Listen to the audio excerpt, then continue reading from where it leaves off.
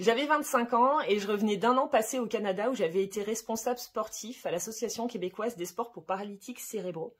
Et lorsque je suis rentrée en France, mon père m'a en quelque sorte pistonné pour pouvoir obtenir un job dans la mairie de la ville. C'était une création de poste, en gros, qui visait à adapter les activités physiques et sportives pour les enfants en situation de handicap au sein du périscolaire.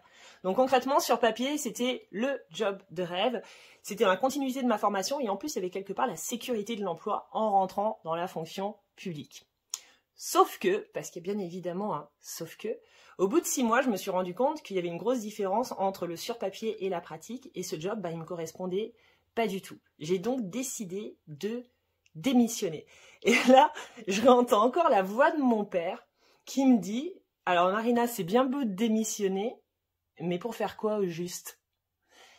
Et là, je lui dis « Bah papa, je sais pas, en fait. » Et il m'a dit « Ok. » Et j'ai toujours eu une grande chance dans la vie, c'est d'avoir des parents très ouverts d'esprit, qui avaient suffisamment confiance en moi et en mes compétences pour me laisser faire, laisser prendre mes propres décisions, laisser faire mes propres choix, et me laisser être qui j'avais envie d'être. Alors évidemment, ça n'a pas réglé le problème de qu'est-ce que j'allais faire. J'ai décidé, dans un premier temps, de m'inscrire à la salle de sport parce que mon corps, lui, il avait vraiment envie de faire du sport, il avait besoin de se dépenser. Le sport, ça a toujours été un moyen pour moi de libérer l'énergie, de clarifier mon esprit et de m'apaiser. Donc je me suis inscrite à la salle de sport du coin qui venait d'ouvrir et j'ai ainsi découvert les cours collectifs. Et là, en l'espace de quelques jours, quelques semaines, je développe une véritable passion pour les cours collectifs, les cours dansés, les cours bikés, les cours de muscu. Bref, j'en mangeais à toutes les sauces. Et je me souviendrai toujours de ce lundi matin où j'étais sur mon vélo en salco. J'attendais le prof comme les autres participants, j'étais en train de m'échauffer. Le prof rentre, toujours le même prof.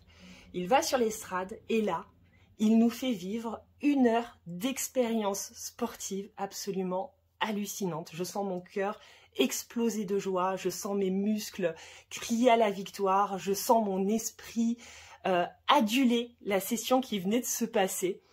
Et à la fin du cours, je me dis, un jour Marina, ce sera toi sur cette estrade parce que c'est ça que tu veux faire dans la vie, c'est faire voyager les gens.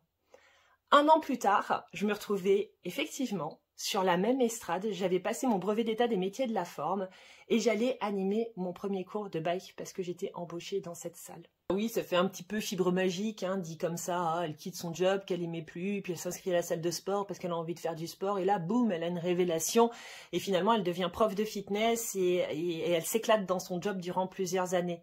Mais oui, mais la vie, elle est magique. La vie, elle sait exactement où est-ce qu'elle nous amène. C'est juste à nous de cesser de résister. Et lorsqu'on accepte vraiment de fermer des portes qui ne nous conviennent plus pour s'autoriser cette espèce de grand inconnu, aussi inconfortable soit-il, notre corps, lui, il a la place. Il peut nous montrer où est-ce que c'est bon pour lui, où est-ce que ça lui fait du bien, et ainsi permettre à notre esprit de se clarifier et d'ouvrir la porte suivante.